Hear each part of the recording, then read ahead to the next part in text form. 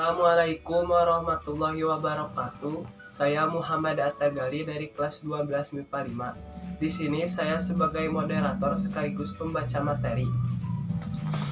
Di sini kami akan menjelaskan tentang dinamika gerak.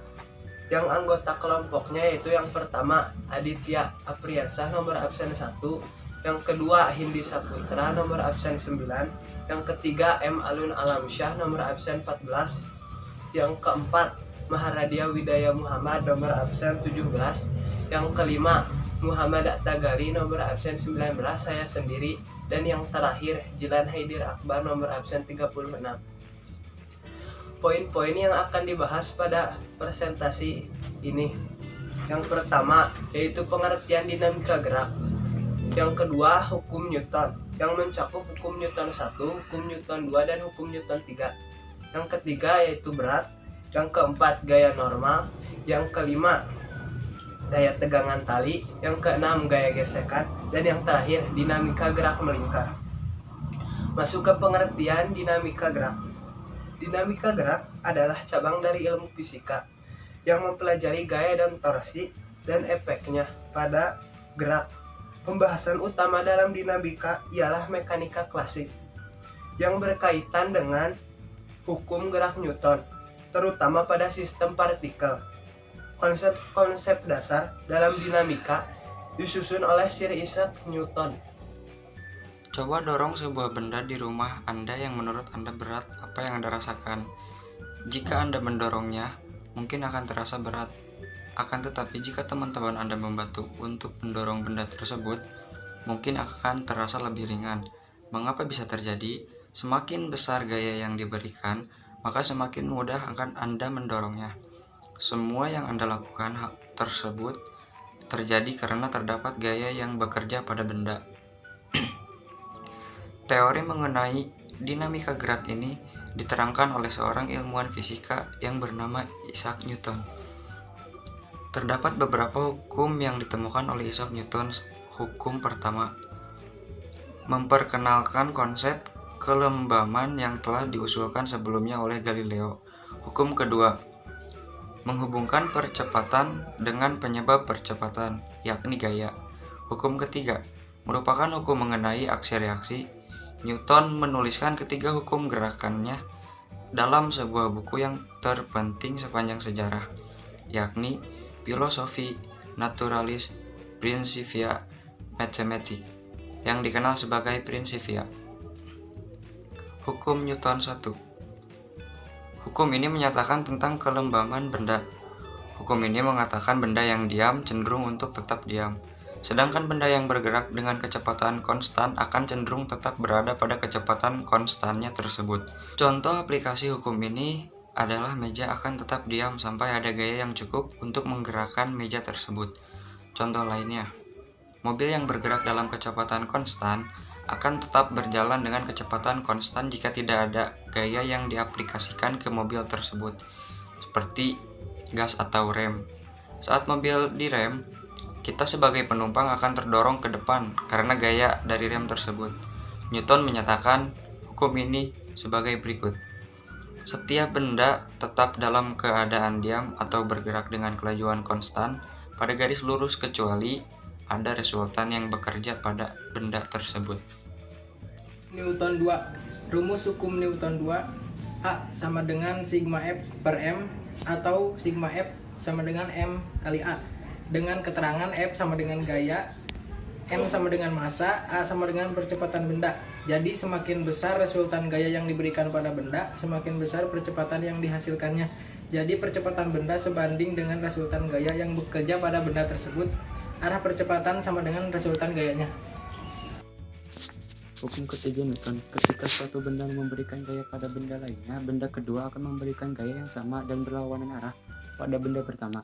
Biasa juga disebut sebagai hukum aksi reaksi. Pernyataan di atas dikenal sebagai hukum ketiga Newton. Contoh penerapan hukum ketiga Newton adalah ketika kamu sedang berjalan di lantai. Kaki kamu memberikan gaya aksi ke lantai dengan arah ke belakang. Kemudian lantai memberikan reaksi kepadamu ke arah depan, sehingga membuatmu bisa bergerak atau melangkah. Sifat pasangan gaya aksi reaksi besarnya selalu sama, segaris, saling berlawanan arah, dan bekerja pada benda yang berbeda. Rumus hukum ketiga Newton sama dengan F aksi sama dengan negatif F reaksi.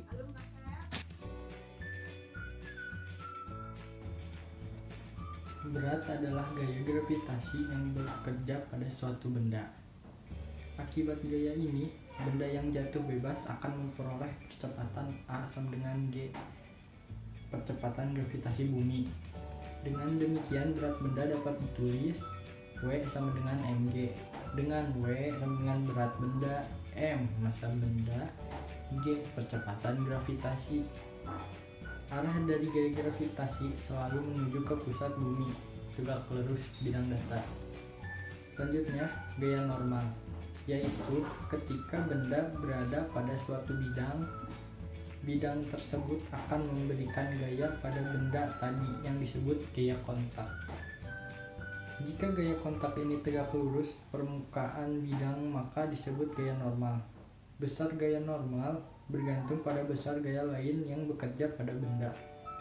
Pada gambar di bawah memperlihatkan beberapa arah gaya normal dibanding gaya gravitasi yang arahnya selalu tegak lurus. Selanjutnya, gaya tegangan tali. Gaya tegangan tali adalah gaya pada tali ketika tali tersebut dalam keadaan tegang. Arah gaya tegangan tali bergantung pada titik atau benda yang ditinjau.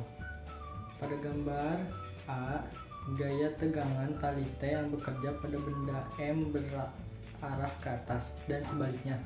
Gaya tegangan tali T pada tempat tali digantungkan berarah ke bawah.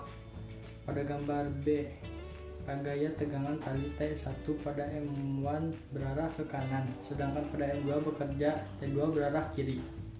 Tetapi meskipun arahnya berlawanan, besar gaya tegangan talinya sama. T dan T1 sama dengan T2. Gaya gesekan. Coba kalian lakukan kegiatan berikut. Doronglah meja yang terletak di atas lantai dengan arah dorongan sejajar meja. Ketika Anda melakukannya, apakah meja tersebut langsung bergerak? Ketika meja sudah bergerak, apakah kalian merasa gerakan dorong yang Anda berikan menjadi lebih kecil? Selanjutnya, pada saat meja bergerak, apakah terjadi ketika dorongan pada meja Anda lepaskan? Misalkan gaya yang Anda kerahkan pada meja misalnya F dengan arah sejajar lantai. Jika meja tetap dalam keadaan diam sesuai dengan hukum pertama Newton, berarti resultan gaya pada meja sama dengan 0. Hal ini menunjukkan bahwa ada gaya lain yang besarnya sama berlawanan dengan gaya F yang Anda berikan. Gaya ini tidak lain adalah gaya gesekan yang terjadi antara meja dan lantai. Gaya gesekan pula lah yang menyebabkan meja menjadi berhenti sesaat. Anda melepaskan gaya dorong terhadap meja yang sudah bergerak. Pada keadaan benda tepat akan bergerak, besar F tepat sama dengan gaya gesekan statis maksimum. Besar gaya gesekan statis maksimum sebanding dengan gaya normal antara benda dan bidang. Konstanta kesebandingan antara besar gaya gerakan statis maksimum dan gaya normal disebut koefisien gesekan statis. Dengan demikian, secara matematis besar gaya gesekan statis maksimum memenuhi persamaan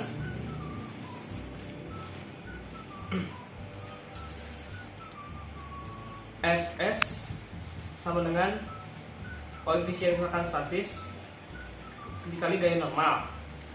Itu untuk benda dalam keadaan gerak. Untuk dalam keadaan diam, F kurang dari sama dengan koefisien gerakan kinetik dan gaya normal. Dinamika melingkar. Sebelumnya telah dijelaskan tentang kinematika gerakan melingkar. Kita telah tahu bahwa pada benda yang bergerak melingkar selalu ada sesuatu percepatan yang arahnya menuju ke pusat. Percepatan sentimetral disebutnya. Besar percepatan tersebut dituliskan sebagai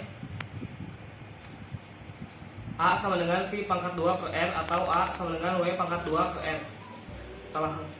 A sama dengan W pangkat 2 kali R. Dengan AR sama dengan benda, masanya meter per second, masanya M kali PS.